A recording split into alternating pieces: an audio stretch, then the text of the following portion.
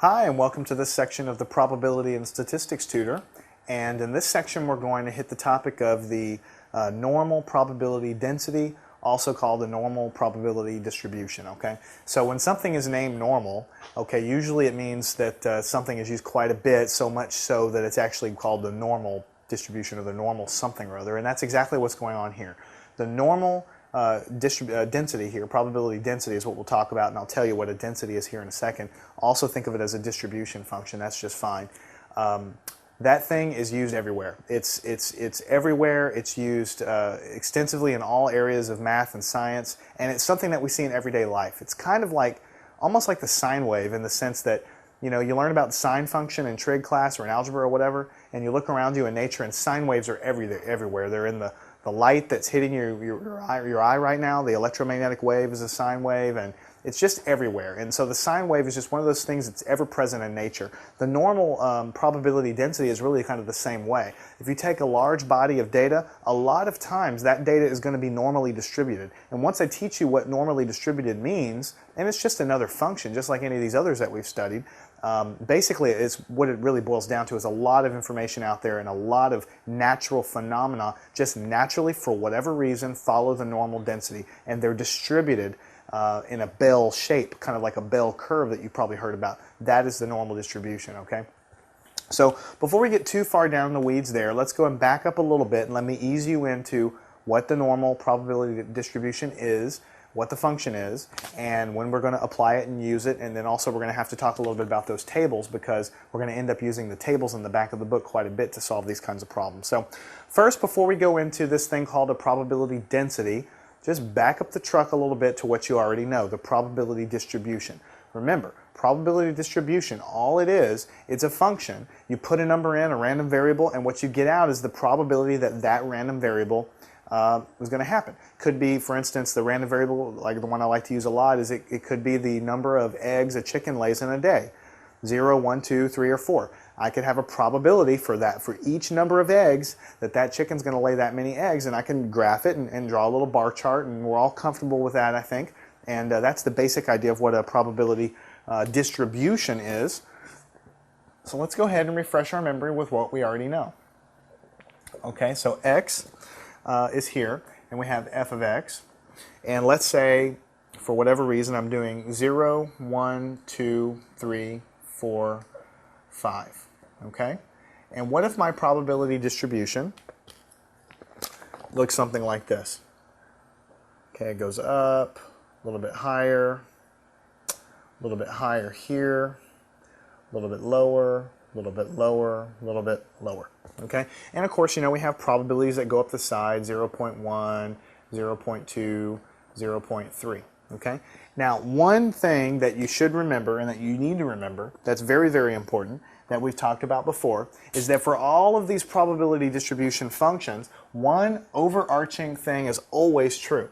If you sum up over all x, all of these probabilities, okay, actually let me go ahead and write f of x since that's what we called our distribution function, they must all sum to 1. All that means is, in your sample space, these are the, we're saying when we draw this that the only number of, let's say this is the number of eggs a chicken can lay in a day, you can only lay 0, 1, 2, 3, 4, or 5. Let's just say it's biologically impossible to lay more than 5. I actually have no idea what the number of eggs a chicken can lay, but let's just pretend the maximum biologically possible is 5 in a day, okay? So that's why it only goes up to here. So we've assumed that we've included all of sample space, so every probability is defined here, and because we've included all the possible answers and we've given them a probability, and all probabilities go from 0 to 1, if we've covered all the cases, then if you add all these probabilities together, they should all equal 1. That is a fundamental fact. And furthermore, I'm going to clue you in on something else. What you've kind of been doing without really needing to do it is, when you say that this probability, let's say this one right here, between 0.1 and 0.2, this is roughly 0.15, right? What you've sort of been doing is you've been, even though it's not really been that important, what you've really been saying is the area of this little rectangle is 0.15. The area of this rectangle is bigger because it's higher. The area of this one is shorter, the area of this one is smaller, and the area of this one is smaller. So what we've been saying all along, even though I haven't really pointed it out to you, is that when you draw this little histogram like that, the area of these rectangles really corresponds to the probability. okay, of that particular random variable. It just kind of makes sense. The taller the rectangle, the more area it is, or it has, and so the more area that's under each one of these things, the more, the higher the probability, okay? That's all I'm really saying. Nothing magical about it. It's exactly what that is, okay? So furthermore, because all these probabilities that we add together, if they must equal 1, then let me clue you in on something else. If you were to take the area of all of these things, okay, and if you drew it right, which I didn't draw it right, if you add up the area of this and the area of this and the area of this and this and this and this, they would all add up to 1, because I'm not doing any mathematical tricks here. All I'm saying is that the area here corresponds to its probability, the area here corresponds to its probability, the area here corresponds to its probability, and so on. So because all the probabilities add up to 1, all of the areas add up to 1. So you could sort of make the generalization that the area, the total area, adds up to 1, okay? And you might look at me and say, why do I care about that? Well, you know, you really don't need to know that for any of the problems we've been doing up till now, but I'll clue you in on something else. It's sort of a foreshadowing. When we get to the probability density, which I haven't even taught you what that means for the normal distribution, it's going to turn out that the area underneath that density is going to always be equal to 1. Just like the area of all these little probabilities equal 1. So I'm trying to show you and lead you in and teach you that based on what you already know, it's directly extensible to what we're learning in this section. The area under this curve, under this sort of curve, quote unquote, this little step function bar graph, is equal to 1 if you've covered all the probabilities and all the random variables that can happen. The area under the probability density that we'll talk about in just a second is also going to be equal to 1 in the same exact way. So it's nothing magical, okay? Now, let's also recall a few more things, okay? Let's recall a few more things. What if I wanted to, given this drawing here, what if I wanted to find the probability of 2 or fewer eggs? I'm just going to use eggs as an example because it's easy to think about. What's the probability of 2 or fewer eggs being laid by that hen, okay, by that chicken? Well, the way you would do that is you would say probability of 2 or fewer. This is the probability of exactly 2 eggs being laid. This is the probability of exactly 1 egg being laid. This is the probability of no eggs being laid. So the probability of 2 or fewer is the probability of 0 being laid plus the probability of 1 plus the probability of 2. Okay? Nothing magical about that. It's the probability of everything underneath and to the left of what I was looking at, the probability of 2 or fewer. Now, what if I was trying to, this is all going to be directly applicable to what we're going to study here in a minute, so bear with me. What if I wanted to find the probability of greater than or equal to 4 eggs? What if I wanted to say, what's the probability of this hen laying greater than or equal to 4 eggs? Well, here's the probability of 4 eggs, here's the probability of 5 eggs. So if I wanted another probability of greater than or equal to 4, it would just be the probability of 4 eggs plus the probability of 5 eggs. So again, you're adding up the area, quote unquote, under this thing, which is basically just the probabilities from 4 on to the right as far as the graph goes to give me the probability of 4 or greater eggs. And finally, what if I wanted to know the probability of between 1 and 3 eggs?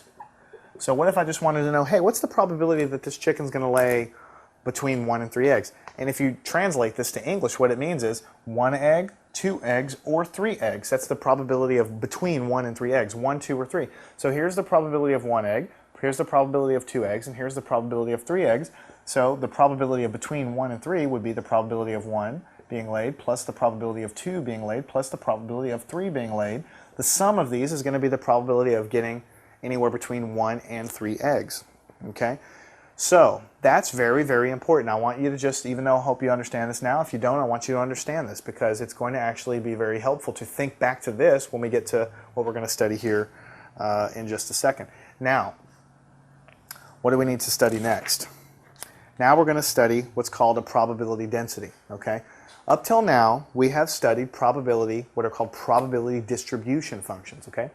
And every time, for every problem, for everything that we've done up until now, the random variable x has been an integer, 0, 1, 2, 3, 4, 5. It's really useful for things like laying eggs or getting the number of questions on a true-false test correct when you have an integer number of questions, right? Because you can only have 1, 2, or 3 questions. You can't have 1.6 questions, right? But so those types of distributions that we've been doing up till now have all been related to when you have integer random variables that can only take on an integer value, just like laying those eggs, okay? So what we've been saying here is that, maybe I haven't even mentioned it to you, but those are really what you call discrete probability distributions. Discrete, think about what the word discrete means. It just means something you can pinpoint. Discrete, it's not a continuous thing. That would have an infinite number of values. Discrete is sort of like it can happen here and here and here, but nothing in between. That's what discrete means, okay? So those were discrete probability distributions. This section is going to cover what are called continuous probability distributions. And when something becomes a continuous probability distribution, meaning that the random variable can take on any value, not just 0, 1, 2, 3, 4, 5, it can take on 0.1, it can take on 1.792, it can take on 1.797, whatever. That's called continuous, and that's also called a probability density, okay?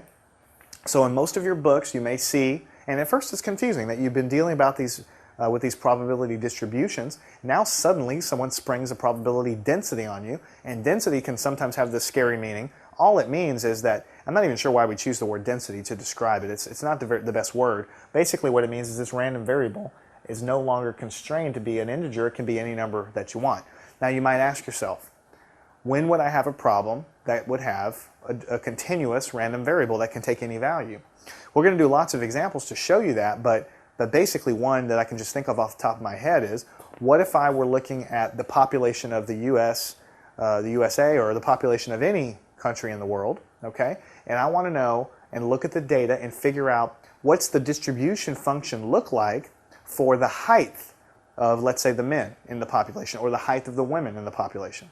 Well, obviously your height can be measured in centimeters or inches or meters or whatever you want to measure it in, but it certainly is not constrained to be 1 centimeter, 2 centimeters, 3 centimeters, or 1 meter, 2 meter, 3 meters, or 1 foot, 2 foot, 3 foot. Certainly you don't measure the height of people like that. You measure it in, 27.7 centimeters, or 1.4 meters, or whatever. It can take, the height can take on any number of values. It's a continuous variable. It's not constrained to be these integer numbers. It can have any decimal value in there you want. So that's really the best kind of real world example of when you would want to use something that's not a discrete random variable, that it has a continuous random variable. So when you have continuous random variables, you're generally going to be dealing with these things called probability densities.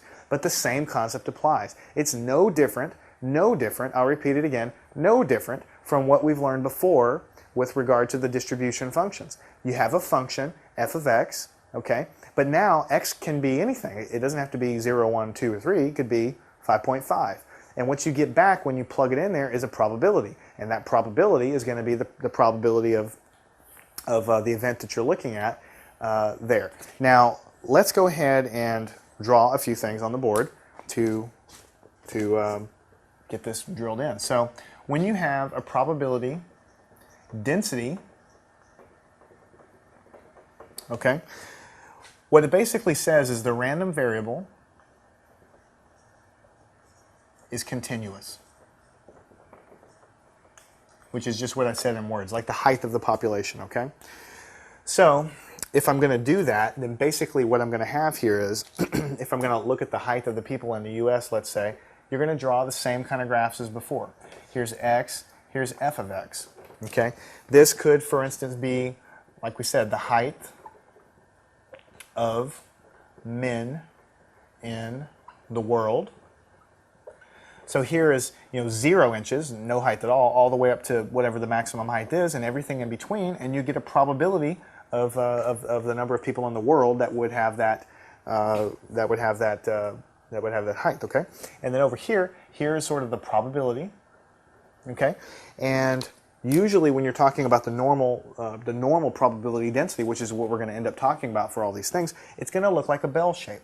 You're going to have some maximum, and it's going to go down like this, okay? The short people over here, you're going to have a mean value, basically is what I'm getting at. You have a mean value, which is sort of the mean value of the height of the people in the world, okay? And you're going to have some people shorter than that, and you're going to have some people taller than that. But the farther away you get from the mean, the probability goes way, way down that you're going to have these really short people. And as you go farther away from the mean this way, the probability of having really, really tall people go down, down, down, okay? Because there's less of them. So this bell shape is really what is so common in nature that I was telling you before. It's the reason why when they grade your test, they sometimes put it on a bell curve, because that's a bell curve.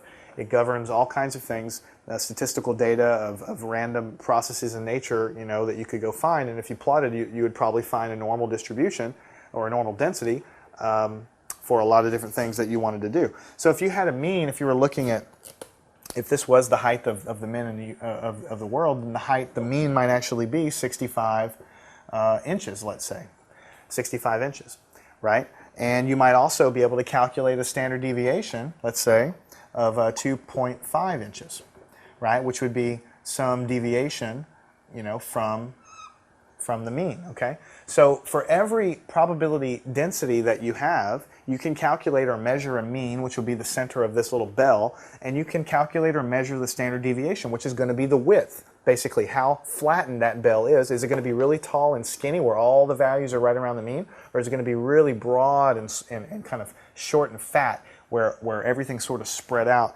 equally? And that's just going to depend on the problem here. But the number one thing I really want to drill home that's going to be really, really, really important is that the area under the curve is equal to 1, okay? Is equal to 1. What does that mean? That means that the area all the way down, the entire area under the curve, all the way that way and all the way that way, is going to be equal to 1, okay? Now notice, because it's continuous, I don't actually cut the curve off. The curve goes on to infinity that direction, and the curve goes on to infinity that direction. But you know that there are no humans, you know, that are 100 feet tall, right? So what's going to happen here is that if you were looking at the height of people, as you go out, you know, to infinity, that curve is going to go so close to the x-axis that the probability is basically going to be 0, okay? Same thing down here. When you get close to having a height of 0, I mean, you're not alive if you have a height of 0, so the probability of getting someone that high, that tall is going to go down, basically touching the x-axis. But theoretically, it actually goes to infinity, and it goes to infinity, and that's why the probability tapers off as you do that, okay? But the area under the curve is equal to 1 because the probability of all possible heights, when you add them all together, have got to be equal to 1. If you're talking about a human population, when you add up all the possible answers you can get for how tall people can be and the probabilities, the probability of everything all together must be equal to 1. So this is the area under this probability curve must be equal to 1. It's exactly the same thing as back here. You see the parallel between the two things. This is a probability distribution. The only difference is that it can only take on discrete values, okay? So the area under these little bars has got to add up to 1 for the same reason, because these are all the possible values of our random variable that we have. These are the probabilities, so if we've done everything right, they should all take all possible answers into account, and we should have a total probability of 1 if we're covering all the bases. Same thing is true of here. The area under the curve is equal to 1. Remember that, because we're going to use that time and again when we solve these problems, that the area under the probability curve is indeed equal to 1. Okay, now let's just go ahead and continue working on just in pictures without even any math, and let me go ahead and continue to reinforce what this whole probability density thing is, this normal probability density, and then we'll work some problems. So we're going to continue drawing pictures. What if I wanted to know the probability of heights less than 50? And it could be 50 inches or 50 meters or whatever unit you're talking about. What if I want to do that? Now, I'm not actually asking you for a number. I'm just saying, let's go ahead and how would we represent it on a graph like this? Well, if this is the height, and this is the probability of that height, and I'm telling you it's normally distributed, okay, which is basically this bell curve kind of thing. Okay, we've already talked about that we have a mean value, okay, mu is the mean value, it's 65, let's just say, 65 inches. And what I'm asking for here, the probability that heights are less than 50 inches. Okay? So if you think about it, if this right here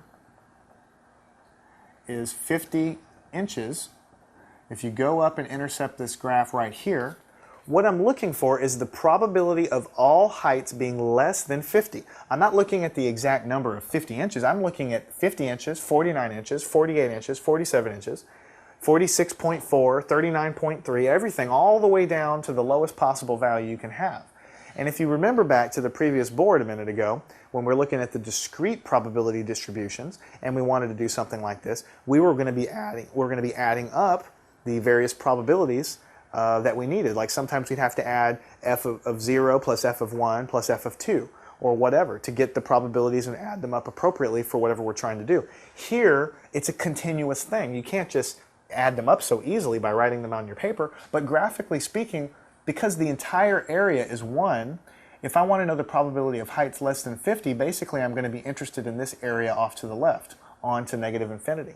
This area is obviously going to be less than 1, so the probability is going to be less than 1, because the area of the whole thing is equal to 1. So this area is going to be less than 1, and so the probability of heights less than 50 is going to be the area from x is equal to 50 on down. So I'm going to have all the heights before 50. I'm going to take into account all those probabilities and effectively add them all up. That's what the area is doing. Okay? Graphically speaking, that's what's going on here. What if I wanted to know the probability of heights greater than 80? Okay, what if I wanted to know that, graphically speaking? Well, again, here is the height, and here is the function. It's a normal distribution thing. And again, it's a bell shape. Nothing has really changed. I'm just drawing it again and again so I don't clutter. Okay, the mean we said was 65 inches, but what we're interested here is what is the probability of heights greater than 80? So let's say this is 80, okay, because it's obviously greater than 65. You go up here and intercept the graph. We want to know the probability of any heights greater than 80, so we're going to be interested in this area over here. Again, it's going to be less than 1 because the area of the entire thing is equal to 1. This area, greater than 80, is going to be the probability of all heights greater than 80. Okay? We do one more real quick one. What if I wanted to know the probability of heights between 30 and 60 inches? 30 and 60 inches. So again, just drawing a quick little plot.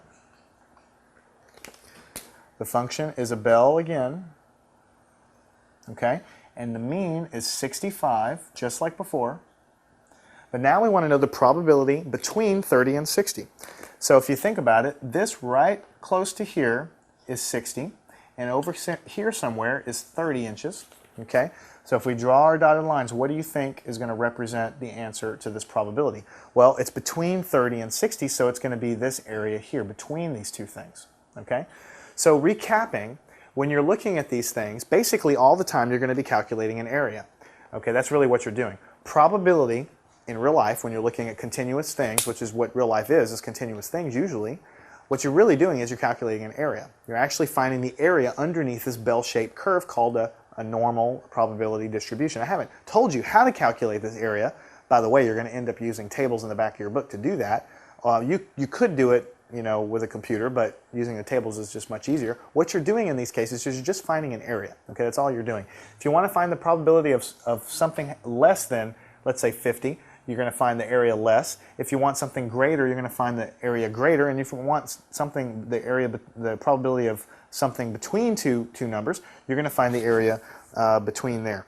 So continuous random variables lead to areas when you're dealing in probability, and that's what you're going to do. So let's go ahead and erase the board here and present the actual normal distribution function, show you what it looks like, and then work some problems.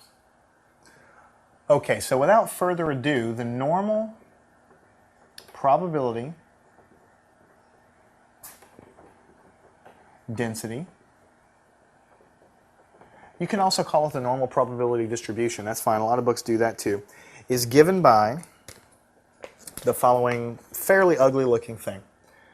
F of x, because again it's a function just like any of the other things, is equal to 1 over the standard deviation sigma times the square root of 2 pi, okay, times e, which is that number 2.7, raised to the power of negative 1/2 times x minus the mean, which is mu, divided by sigma, which is the standard deviation, squared.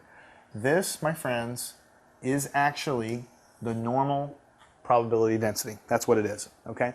It's a function, okay? So it looks ugly, and it is a little bit ugly, I'll give you that. But when you really look at it, it's a function, just like any other function in algebra. You remember back to algebra, you had these huge functions. But you know that if you just plug in x and do it right, then you'll get a number back. That's what this is. It just looks a little bit ugly. But think about it. Every normal distribution, every distribution at all actually, has a mean, mu, and a standard deviation. So the mu is actually just a number unique to the problem. The standard deviation is just a number unique to the problem. Pi is a number, 2 is a number, 1 is a number, e is a number, 1/2 is a number. So actually, even though it looks ugly, everything in here is just a number unique to the problem except for x. And x is my independent variable. I'll put that in and I'll get a number out, okay? I'll get a number out. So let's look a little bit more deeply and draw a few things before we solve some problems, okay? If I had probability distribution, a normal distribution that looked like this, let's just say, I'm going to draw two of them here and we're going to compare them, okay? Let's say I had one that kind of went like this and then had a pretty strong peak like this, okay? Then what we would say is that right here kind of at the center, it would have a mean, okay? And it would also have, let's say the mean was 10 units over here, and let's say the standard deviation was, let's say, 3. Relatively small standard deviation for whatever problem we're talking about, okay? Now, let's say over here, I have another probability density, normal probability density. But this one looks a little bit different. I'm just going to compare these two, okay? And this one kind of is much broader, has a broad top, and kind of goes down like that, okay? But it also has a center point mean. Let's say this mean is, let's say this mean is, let's say 20, okay? And let's say this standard deviation is, let's say 10, okay? So we have two different normal probability densities. They look completely different. This one is peaked really narrow and tall. This one is squat and fat. They have two different means, even though I've kind of drawn them in the same place. The scale could be different. So this is actually 20 units over, and this is actually 10 units over.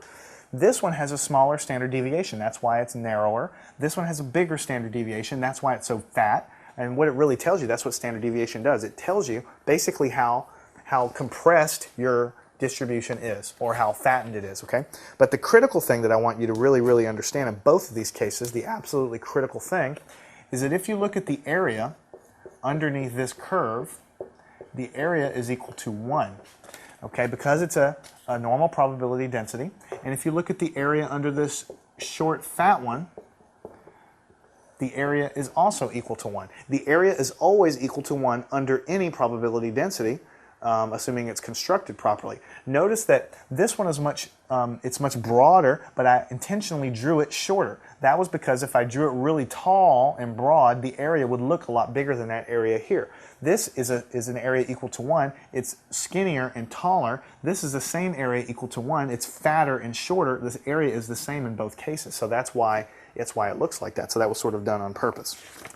Okay, now we've introduced the normal probability density, talked a little bit about what it is. We've talked in general in terms of pictures what it is. I hope I've done a good job of getting you a little bit comfortable with what it is. Now let's roll up our sleeves and actually learn a little bit about how to solve some problems and get practically comfortable with it, okay?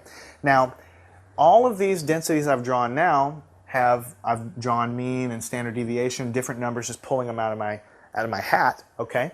And just for example purposes, okay? What's going to actually happen is, if you remember back to what I defined the normal probability density to be, when we talked earlier, we told you that you're going to be calculating areas here, okay? So for those of you that have taken calculus, you should know, and if you haven't taken calculus, that's fine, you don't really need to know this, but if you have taken calculus, what you would do is you would take this function and you would integrate it, okay? you would integrate it from between 2 points, and that would give you the area underneath that curve. Integration is just something that you do in calculus. To literally what it's for is to find the area underneath functions. So that's exactly the perfect application for this. You want to find the area underneath it, you use an integral to do that, okay? Well, there's two problems with that. Number one, a lot of people taking probability and statistics for the first time haven't really had calculus, so that's not going to be very much help. And number two, this function is actually kind of tough to integrate by hand and very tedious, and sometimes it doesn't even converge at all, and you can't really get an answer very easily. The integration isn't one of those things that you can just crank through in your sleep. Sometimes it takes a little bit of work. So what they've done because of that is they've tabulated tables in the back of the book, just like we've done for some of the other things, and you use those tables. So you're never going to have to touch an integral really here. You're really going to define the problem, figure out what you need to find the answer for, and you go back to that table and look up what you need to look up, and then you write the answer down, okay? So that's what it's going to be. You're going to be using tables a lot for this stuff, okay? But the problem is, you see, you can construct any probability density with a different mean and a different standard deviation. Once you've chosen the mean and the standard deviation, then the function is completely different. Here's a standard deviation, here's a mean, here's a standard deviation. If you put different numbers in for the mean and the standard deviation, you have a different function on your hands. So how do you tabulate it, okay? How can you tabulate something in the back of a book when the entire function is going to be dependent on mu and sigma? How can you do that? Well, what they've done is they've created the what's called a standard normal probability distribution function, okay? And the standard part of it means that they've defined a standard mean and a standard standard deviation that they can then plot values for. And what you're going to need to do is know how to use the table using the standard values to arrive at the values that you actually cared about. So what I'm going to say that one more time. They want to plot things in the back of the book in a table to help you out, but you can't do it for just every single distribution out there because there's infinite numbers of them. So they created a standard. The standard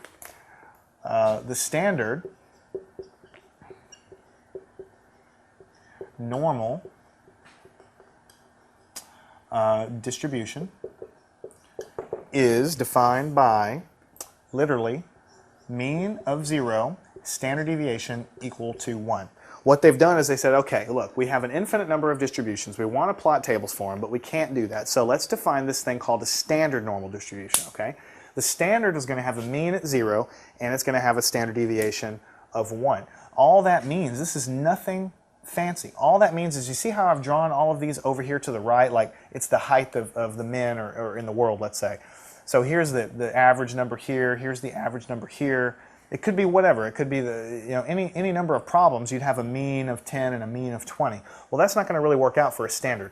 They've changed it so that the mean is always 0, which means that the function is always centered right here on the x-axis. So, I'm sorry, right here on the y-axis. So here I have f of x, and this is x is equal to 0 down here. So that means the mean is right at 0. All that means is your function lies upon the axis like that, and the standard deviation is 1. So that fixes the width to be a standard thing, okay? And what they've done is they've taken these two values, they've gone up here, and they've put those values in here, and then they've basically tabulated the response. They've tabulated the answers there, okay? And they plotted them in a book, okay? But when they've done that, obviously, if your particular mean and standard deviation, I mean, if your mean and standard deviation of your particular problem happen to be equal to that, then you could just use the table in the book. But 99.9% of the time, it's going to be completely different. So you need to find a way to use the table in the book. So instead of looking up a value of x, because this is a function of x, instead of looking up a value of x, they've defined a function, a variable called z, is defined to be x minus the mean over the standard deviation. This is very important. I want you to remember that. And this really all that's happening here is when you have your particular problem is a normal distribution with a certain mean and a certain standard deviation, you want to use this table, okay? So what you're going to end up wanting to do is you're going to want to plug in different values for x that you are interested in to calculate whatever you're trying to calculate, because it's a function of x and you want to be able to do that, okay? In order to use the tables in the back of the book, you can't just plug in x because, like I said, all the functions are different. So they created the standard, and the way you use it is you don't look up values of x, you look up values of z. Okay? Once you know the mean and the standard deviation of your problem, and you know what you're trying to look up, which is the value of x that you're trying to look up in the table, you put all this in here and you calculate a value for z. Then you go and turn the page to the table and you look up the value of z in the table and get a number. That number is going to be exactly as if you had calculated everything on your own, okay?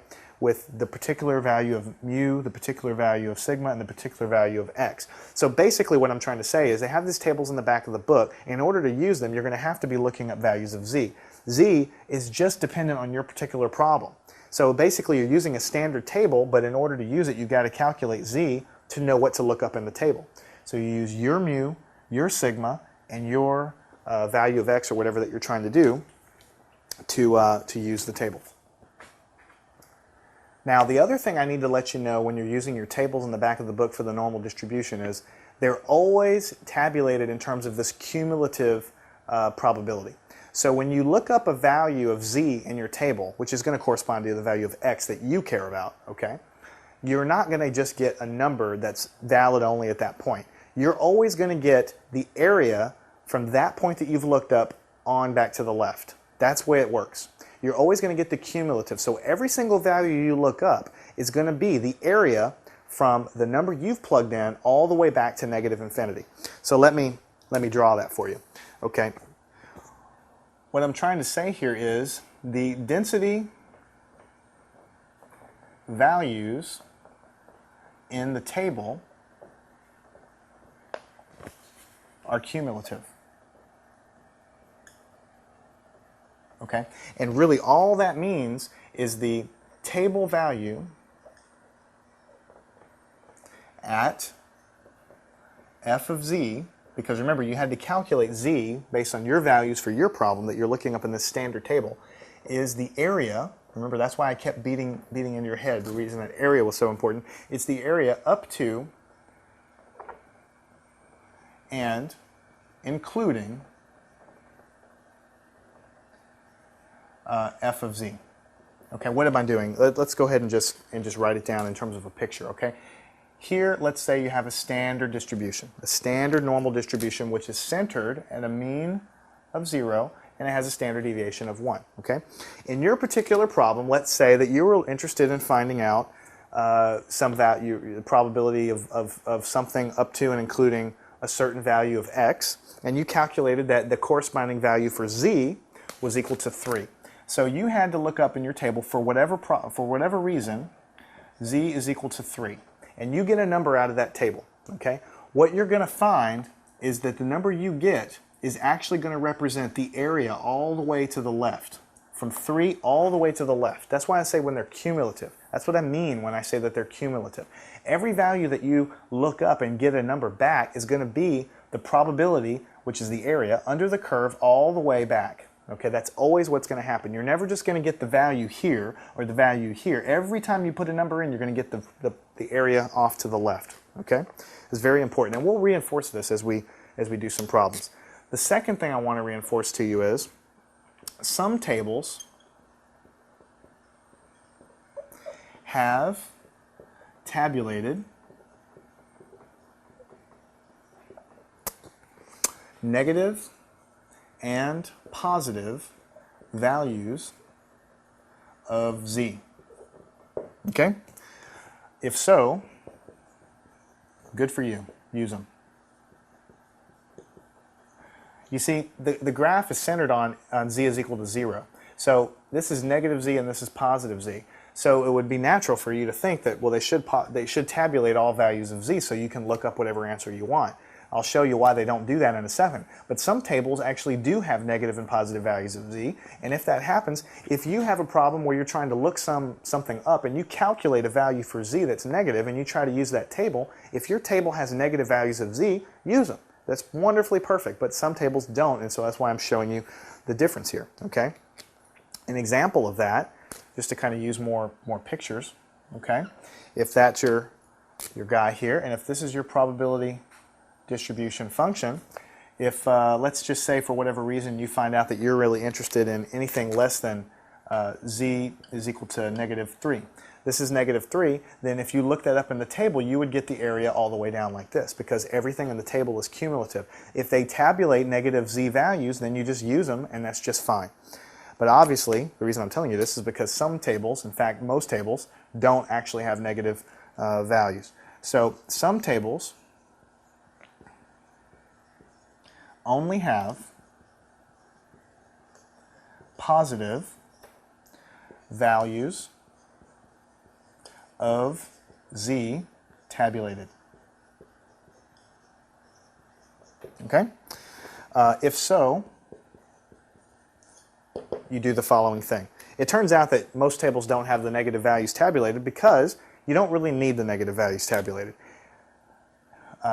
F of z is equal to, let's say, -2. I'm just going to use a number to show you. That would be 1 minus f of z is equal to 2. What I'm trying to say here is if you were trying to look up a negative z value and find out what the probability is, all you have to do is look up the corresponding positive z value and do 1 minus it, and then you arrive at what you have. So most books save paper and don't even bother tabulating the negative z values because you can always calculate them with using the positive z values. Let me show you why that's true, because I don't believe in blind faith. I want to show you why it's true so you'll feel comfortable with it, okay?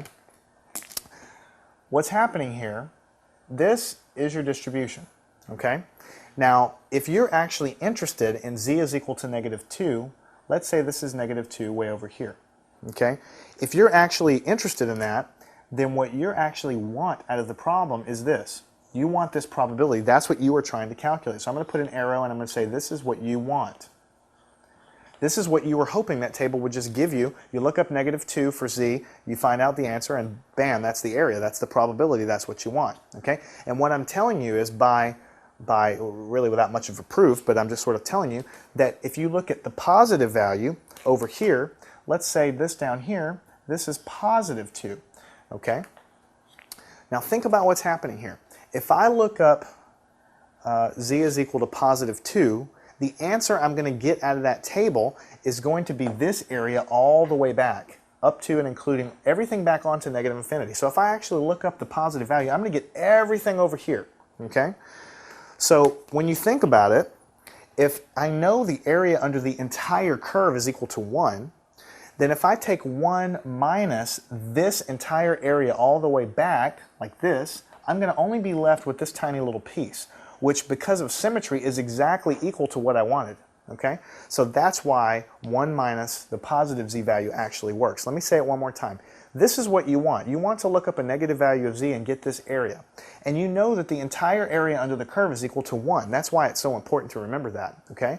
So if you look up the positive value of 2, what you're going to get back from the table is actually all of this area all the way back down here. Everything my hand is covering up. So by taking 1 minus this value, you're going to actually get as an answer all of this area right here. This area is exactly the same area as this by symmetry. So that's why it works. So the bottom line that I'm trying to say here is you're going to be getting cumulative values out of this table. That's what I'm trying to tell you here. Any number you get is always going to give you the cumulative probability of everything back before it. Okay? Some tables have negative and positive values of z plotted. If so, just use them and you'll get the answers just fine. If your particular table only has the positive value of z, then just calculate that or look that up in the table and do 1 minus it to get the corresponding negative value of z.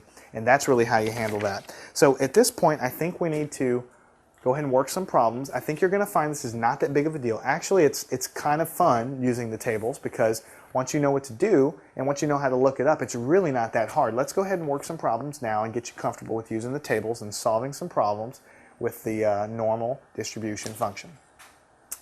Okay, the first problem says IQs are normally distributed with a mean of 100 and a standard deviation of 15. Okay? The question is, what is the probability that a random person that you pick off the street has an IQ less than 115? Okay? You know it's a normal distribution because the problem tells you that. IQs are normally distributed. That means they have a bell shape, basically is what it means. The mean is 100, that means the average IQ is 100, and the standard deviation, which means how much the population varies around the mean, is 15 points. What's the probability that a random person is going to have an IQ less than 115? So that's what we want to do.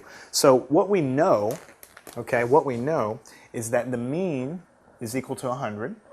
Okay, we know that the standard deviation is equal to 15.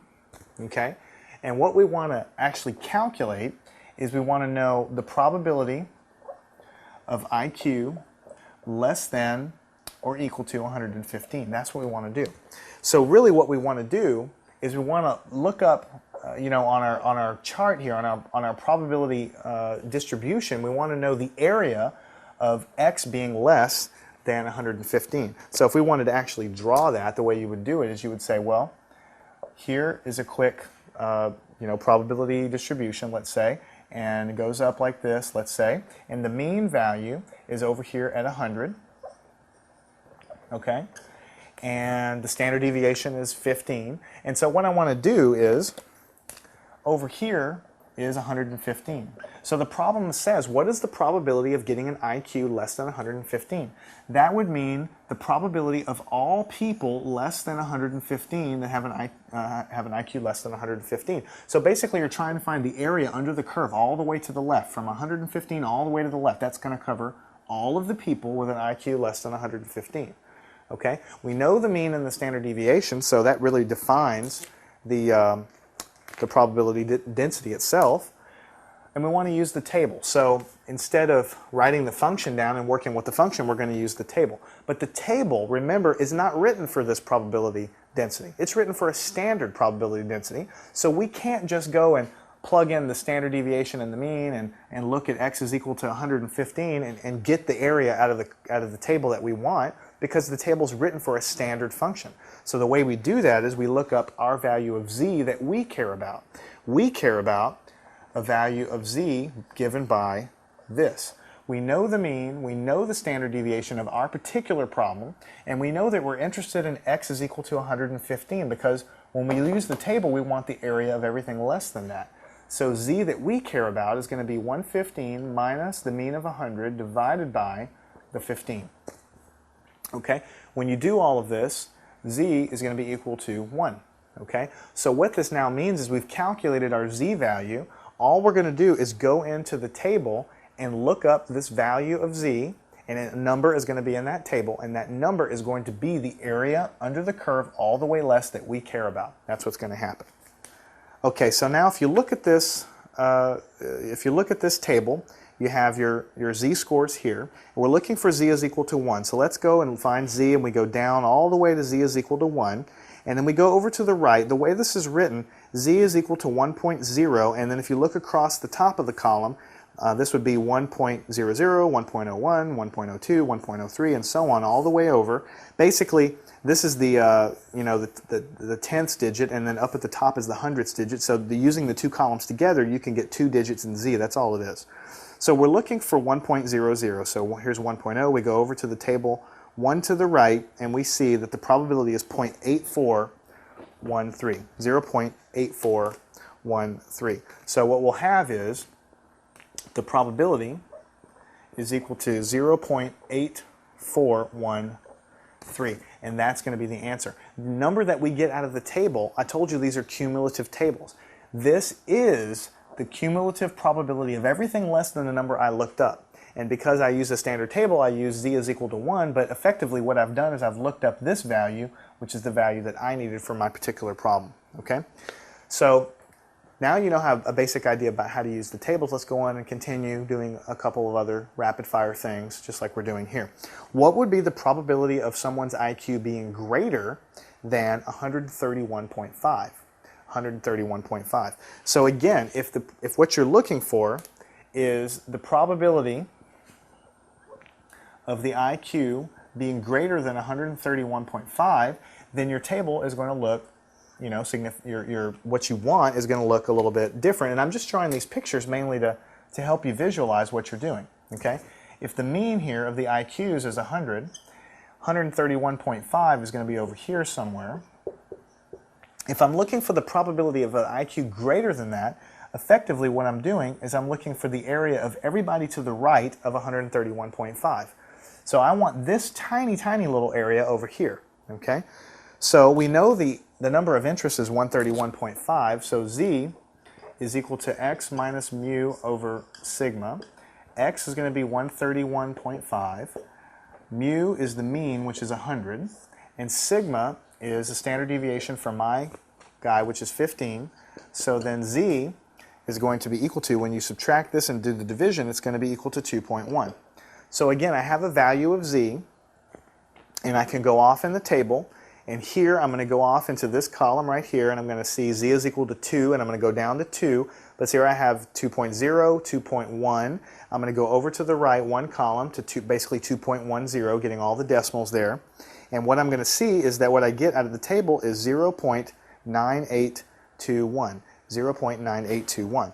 Okay? So what I know is that f of z is equal to 2.1 from the table is going to be equal to 0.9821. But this is not actually the answer I want to circle, because you know every single thing you pull out of that table is going to be the area going to the left. So what I've actually found here is the probability of everybody less than 131.5, because the table always returns the area to the left. So in order to get the answer that you want for your problem, the answer for this particular case is going to be 1 minus 0.9821, because the total area of the curve is 1. So if I take 1 minus this tiny piece, 1 minus this big piece right here, I'm going to get the area of what I want. So the answer is going to be equal to 0.0179, which is a small number. That's exactly what we thought it would be. It should be a small area over here. Okay? So you're going to have to get comfortable to really understand what you're doing with these tables, so that when you find a number from the table, you don't just circle it. You need to make sure you know what it's telling you to know if it's right. Here, we just circled the answer that we got from the table because what we wanted to know was the probability of an IQ less than a certain number, and that gave us the answer. Here, we wanted the probability of an IQ greater, so we had to do 1 minus to get this tiny little area here from the table. Now, what if we wanted to find the probability of an IQ between 110 and 90? 110 and 90. So if I were going to sort of draw a little picture of what I was looking for here, if this were my probability distribution, okay, and here again is the mean of 100 is my mean IQ, and what I want to know is the IQ between 90 and 110. So what I'm looking for is the probability of the population that has this IQ right between these 2 points. Okay?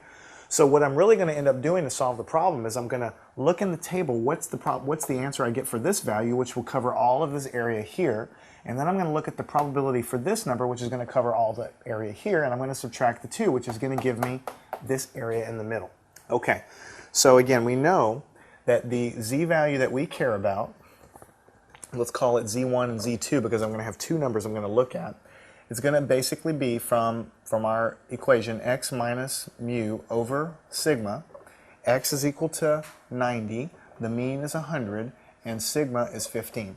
So z1, when you actually calculate this, you're going to get negative 0.66. That's one of the z values I'm going to have to look up.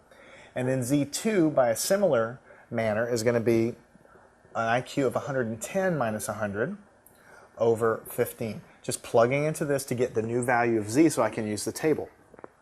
And when you do this and subtract and divide, you're going to get a positive 0.66. Okay? So let's go ahead and use the table, right?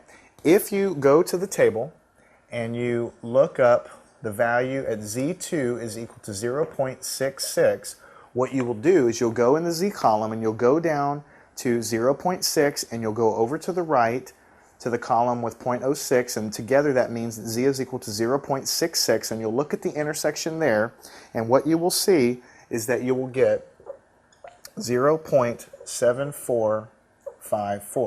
0.7454 for that value. That means at this point right here, looking back, this entire area is equal to 0.7454.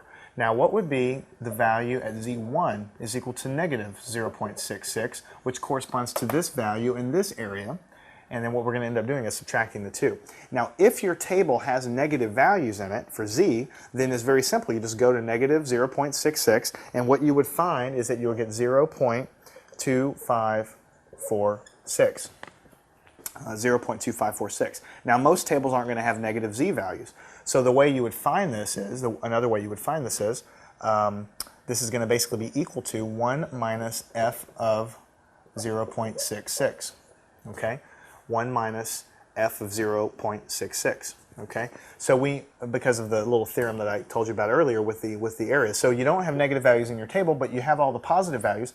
1 minus that is going to give you what you need. 1 minus, we just found the probability for this, 0.7454, and when you actually take 1 minus that, you're going to get the 0.2546. All I'm trying to tell you is you have two z values that you need to look up. You look up the positive, everybody can do that. If you have a table that has negative values, you read it off, that's fine. But if you don't, you just take 1 minus f of the positive one, which is 1 minus this, and you're going to get the same answer. That's why some of the tables don't actually have the negative values listed. Okay, these two things are the important things that we need for this problem, because the answer that I care about, the answer, which is going to be the probability of IQs between 90 and 110, are going to be the probability of this one minus the probability of this one, because this is the area all the way to the left and this is the area all the way to the left. You subtract them, you only get the area in the middle. So what I'm going to get is Z2, which is 0.7454 minus 0.2546, and when you do that, you're going to get 0.4908. And it kind of makes sense, because if the mean IQ in the world, let's say, is 100, let's pretend, with a standard deviation of 15, then if I'm looking for the probability of the people in the world that are going to have an IQ right here containing the mean from 90 to 100 is going to be a pretty fair part of the population. The probability is about half of the people in the entire world, or whatever, if all of this is true, is going to have an IQ that falls between those two numbers. Okay, the next problem says the human body temperature is normally distributed. If you look at the population, okay, if you look at the body temperature of all the people in the world, normally distributed with a mean, let's pretend, of 98.2 degrees Fahrenheit and a standard deviation of 0.62 degrees Fahrenheit. The question is, if a fever is defined to be people with a temperature greater than 100.6 degrees, what percentage of normal healthy people actually are considered to have a fever? Okay? What it's saying is, if you look in the population, if you take my temperature and your temperature and your temperature and your temperature, we're all going to have roughly 98.2. That's the mean. Some of us can have higher, some of us can have lower. Okay? But what we want to know is, if I actually happen to be completely healthy and not sick, but I have an abnormally high body temperature, what's the probability of the people in the world that would have a temperature greater than 100.6? Okay? So what we need to do is write down what we know. Okay? We know that the mean is equal to 98.2. We know it's normally distributed because it tells us that. We know the standard deviation, which is just as important to know as the mean, 0.62. So one standard deviation is less than a degree from the mean. Okay? What I'm actually trying to find in this problem, let's say, if I were going to draw my little distribution function, if this is a mean of 98.2 degrees, okay, what I'm really trying to find is, the question says, what is, if a fever is defined to be greater than 100.6 degrees, what percentage of normal healthy people have a, quote, fever, okay? So we know I'm going to be interested in 100.6 degrees. So let's say this is 100.6 degrees. What I'm really going to be interested in is to find out what the probability of people that could have a fever, a temperature greater than that, even when they're healthy. So most of us are going to have something around the mean. Some of us are going to be to the left of the mean. Some of us are going to be to the right. What I'm trying to find out is what's the probability, or what's the percentage of the population that are going to have a fever, a temperature greater than 100.6, even though they actually aren't sick. Okay? So we know we're going to be interested in the value 100.6. So it's, when we look up our z value, it's x minus mu over sigma, so it's 100.6, that's our x value, minus the mean of 98.2 over sigma, which is 0.62.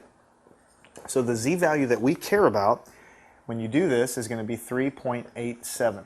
3.87, okay? Now, if we were to go to the table and actually plug in 3.87, what we would find would be the area off to the left, because the table always returns the value of the area off to the left. That's not what we want. What we actually want, and this is what I say, you have to think about this a little bit, the answer that we want is 1 minus the function evaluated at 0, at z is equal to 3.87. Because if the table actually returns this, we want to take, since the total area is 1 minus all this stuff to give us this tiny little area over here. Okay? So it's going to be 1 minus, and if you go off into your table and look down at 3.87, chances are your table is not going to go that high, and it's going to start giving you some approximations because the probability gets really, really low. My particular table tells me that anything over 3.5 like this, you put 0.9999 in for the probability. Okay, so that's the probability at z is equal to that. Okay, so what I'm going to have when you say 1 minus this is going to be 0.0001. This is going to be the probability over here at the very extreme tail, and it's very small. It should be very small, because if the mean is 98.2 and the standard deviation is actually less than 1 degree, very narrow curve here, actually much narrower than I've drawn it, then the probability of having a temperature so high when you're not sick is actually really, really small. Something's got to be wrong with you probably if you have a temperature that high. The question asks what percentage of people are going to have that fever, so you just take that probability, multiply by 100, and you'll have 0.01% of these healthy people will actually have a fever or actually have a high temperature like that, even though they don't actually have a fever. Okay, so again, it's one of those things. You look at the problem, you know it's normal, you calculate the values of z that you care about, and then you have to start doing some thinking. What is this value of z going to return to me, big picture? Do I need to subtract something off of it? Do I need to go 1 minus to get the tail over here at the right? Whatever. So you really need to do a little bit of thinking, and I'm hoping that these problems will do that for you. The next one says, let's say a test, a standardized test that people take when they go off to college or something.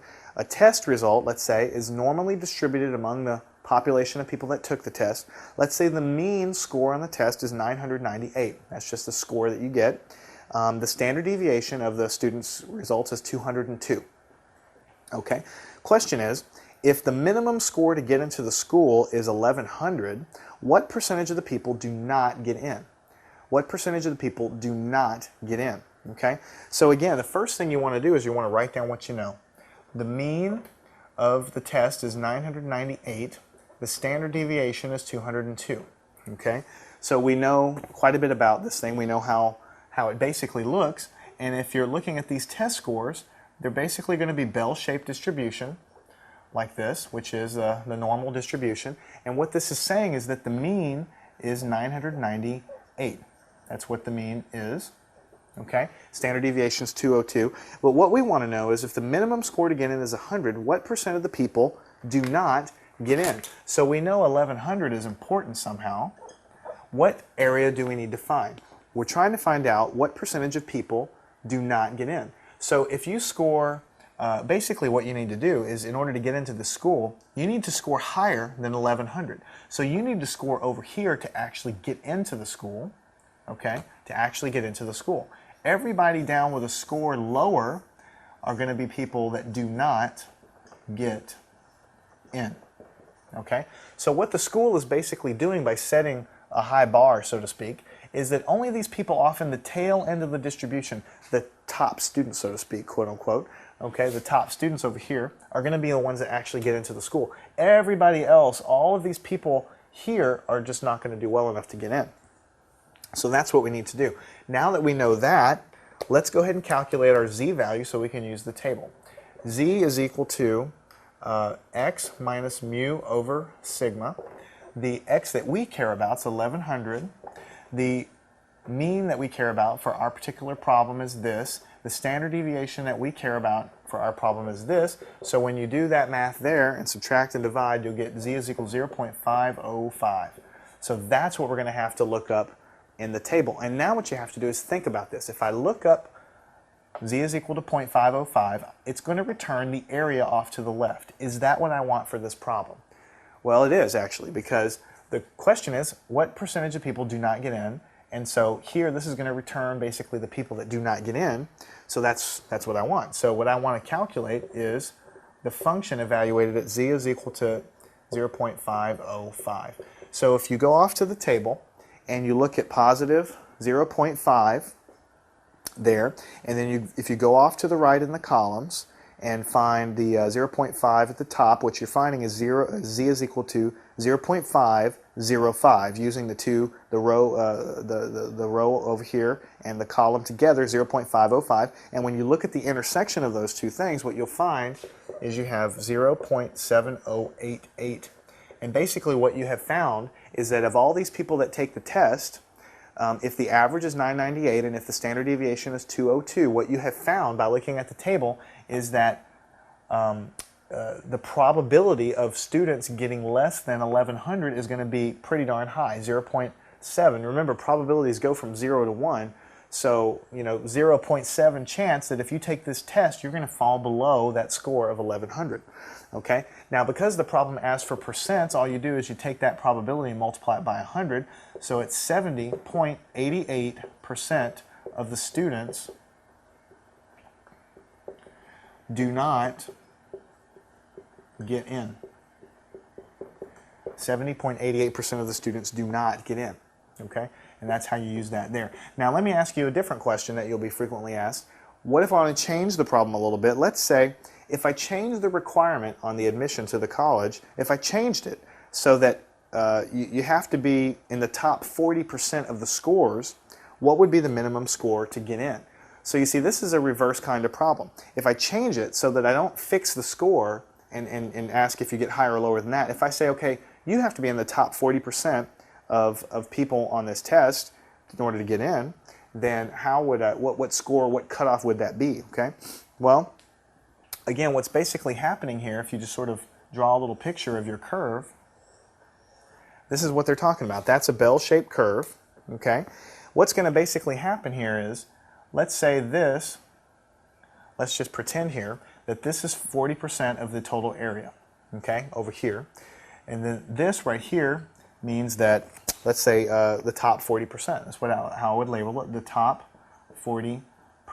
What the school is basically saying, if they change it, is they're basically saying, okay, look, you have to be in the top 40%. You have to be over here in the tail. If that is true, then you're in. What I want to know is what value of the score actually does that for me. I want to backtrack. I want to work backwards. I know effectively what the probability is. Now I want to find out what the value of the score is. Okay? So if it's 40%, then the probability of that tail is going to be 0.4. The probability of being in that tail is 0.4. Okay? So what I'm trying to say is the probability over here is 0.4. But the table is not going to give me that because the table always gives me probabilities off to the left. Okay? So the probability that I need to look up in the table is going to be 1 minus 0.4, which is 0.6. This is what I'm going to look up in the table. Let me recap for a second. What I want to know is that you have to be in the top 40% to get in. So if I say this is the top 40%, then the probability, which is the area over here, is 0.4. Okay? But the table is never going to return a probability off to the right like that. The tables always return probabilities off to the left. So what I need to do is take 1 minus 0.4, and I'm going to look up this area right here. And what I'm going to do is I'm going to look up that area, and then I'm going to backtrack to find out what the score is. Okay? So if you look in the table, and you look and find the value as close to 0.6 as you can, then what you will find is that z at that point is going to be equal to 0.206. So you're looking in the table for 0.6, or as close as you can get to it. You find the corresponding z value, and you see we're basically doing everything backwards. Now we know that z is equal to x minus mu over sigma. So we know that since z is 0.206, that's going to be equal to x minus, we know what the mean is, that's 998. We know what the standard deviation is. Now we have every piece of information that we need to actually solve for x. So, what you have is x minus 998 is equal to, just multiply by the 202, you'll have 0.206, and you'll have times 202. You do this multiplication here, and then you add 998 to both sides. What you will get is equal to 1040. That is the score. If I were looking here, that would mean this score would be at 1140. Okay? That score would be at 1140. So you're working exactly backwards. In the first part of the problem, we wanted to know, we're basically given the score, and we wanted to know what was the probability of people that wouldn't get in, or the percentage of people that wouldn't get in. Here we're working exactly backwards. I'm trying to say that 40%, you have to be in the top 40% of the grades in order to get in, which effectively equivalently says that 60% do not get in. That's what that's really saying. So I look up the probability of 0.6 being the people not getting in the table, find the corresponding z value, and then back calculate the value of x, which is a score in this case that gives me the fact that you'd have to be in the top 40% to get into that school. Okay, this question says, replacement times for DVD players are normally distributed with a mean of 8.2 years and a standard deviation of 1.1 years. Okay? Normally distributed, we know the mean, we know the standard deviation. Question is, what is the probability that a randomly selected TV will have replacement time less than 5 years? Okay, less than 5 years. So we know the mean and standard deviation of how long these things live, 8.2 years with a standard deviation of 1.1 years. And what we want to know is, what's the probability that basically a randomly selected television is going to be replaced in less than 5 years? Okay, so that's the perfect thing to use this kind of technique for. So what you know, the mean time for replacement is 8.2 years.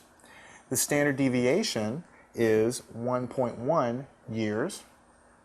Okay, so that's what we know. And I usually like to draw a little picture of what I'm doing. It just kind of helps me visualize what I'm doing. I encourage you to do the same thing. The mean is given at 8.2 years, which is the center. Okay, and what I want to know is, what is the probability that it will have a replacement time of less than 5 years?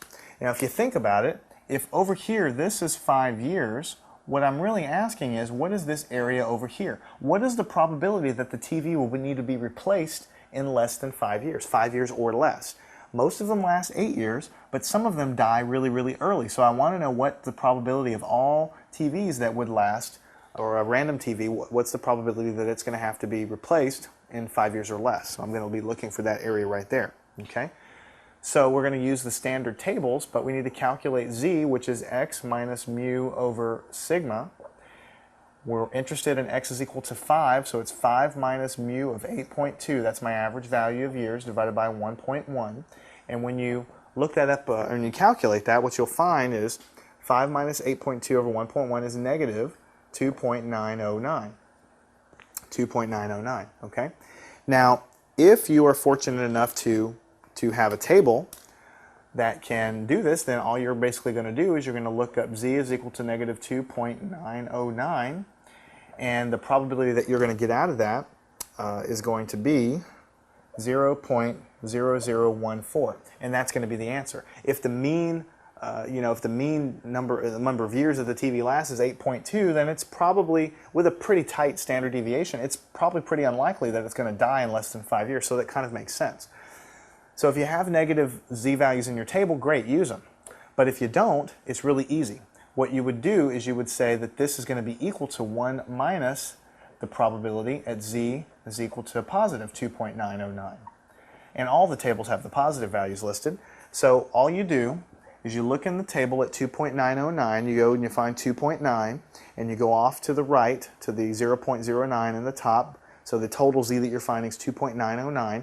You look for the intersection there, and what you will find is 0.9986. That's what you're going to find. And 1 minus that, of course, gives you the 0014, which is what I told you the answer was to begin with, if you happen to have a table that could do that. So this little thing here is just an intermediate step that you're probably going to have to do if you're trying to find a negative z value.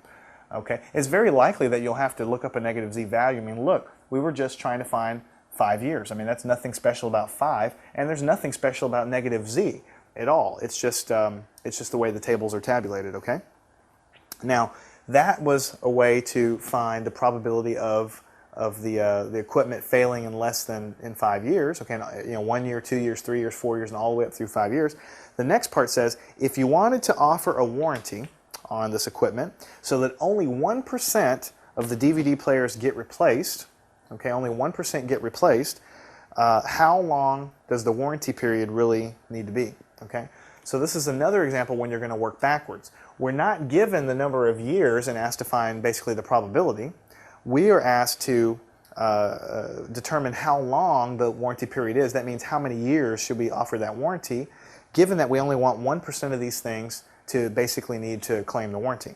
So what you're basically looking at for this kind of problem here, you're working backwards the same way as we did just a few minutes ago. So if this is your distribution function, okay, and the mean value is 8.2 years, okay, what we want to know is we know we want a warranty so that only 1% fail in the warranty period, okay, in the warranty period, which is going to be so many years that we're going to pick down here. So what we're trying to find is the probability of 0.01. The area down here that we want is 0.01. When they use terms like percentages and things, they're usually telling you the probability to look for. Basically what we're trying to find out is the probability of failure being 0.01, and we're going to find how many years that corresponds to. Okay? So what we're going to do, the first thing we're going to do is we're going to take this probability and we're going to look in the table, okay, and we're going to find the corresponding z value, and then we're going to work backwards to find the value of x, which is the number of years. So if you look on the table and you just scan around and you find the number closest to 0.01, what you're going to find is that z is equal to negative 2.30. Negative 2.30. That's what you find when you look up the probability and find the corresponding z value. And we know that z is equal to x minus mu over sigma. Okay? So since we know now that z is equal to negative 2.30, and x is what we're trying to find, mu is 8.2 years, and the standard deviation from the very beginning of the problem is 1.1 years. Okay? Then what you're going to have if you multiply by 1.1, negative 2.30 times 1.1, just solving this equation for x, is x minus 8.2. If you do this multiplication and then you add 8.2 to both sides, what you will get is x is equal to 5.67 years. 5.67 years, okay? So what we've basically found, okay, is that if we want to basically only have 1% of these things claim the warranty, then we want to find out how long that warranty needs to be. So the probability here in this area that we want to find off in this tail was equal to 1%, which is 0.01. We look in the table for that value and we find the corresponding z value, and once we know that, we back calculate the value of x that we need. So there's basically two kinds of problems here. One problem when you're looking up the probability in the table, okay, and the other problem is when they give you some other information, you actually search for that probability within the table, find z, and then back calculate the value of the random variable x that you actually care about for your particular problem. So this section was a little bit lengthy. It was on the topic of the normal probability distribution function, or the probability density is another term for it. It's very, very useful. It's very common, and basically what it means is that instead of these discrete values of your random variable, 0, 1, 2, or 3 eggs laid by a hen, let's say, you're looking at continuous things. You're looking at the height of people in the world, or any of these problems had those things where we're looking at the body temperature of somebody, where the variable can take on any value at all, okay, and the probability associated with that. So we presented what the normal distribution, the normal density looked like, which was a kind of a complicated looking formula, but we never really had to use it because all of the books have tables in the back to calculate them. But because there's an infinite number of distributions that you can have defined by the mean and the standard deviation, the tables are all defined in terms of a standard. That's why it's called the standard normal distribution, with a mean of 0 and a standard deviation of 1. And the only real trick to it is that when you use the tables, you have to calculate a z value, which is basically taking your numbers from your problem and translating them into something else that you can use the table to look up the values for the answer, okay? And so once you do that, you can find the answer to any of these problems. It's just you have to do a little bit of thinking. Are you finding the probability lower, you know, depending on how it's phrased? Are you trying to find the probability off to the right? And if so, do you have to do 1 minus? And then also, some of the tables in the books don't have negative z values at all, and so you'll have to do some subtraction to find those values there. So that's basically a good primer on the standard normal distribution and the normal distribution. Practice the problems. Do some thinking before you take those numbers out of a table and write them down. Make sure that what you write down actually corresponds to what the problem's asking. Think about those areas. Think about if it's left or right, and draw yourself a little picture every time. It really does help. So go and work some problems and gain practice, and I think you'll get the hang of the normal distribution.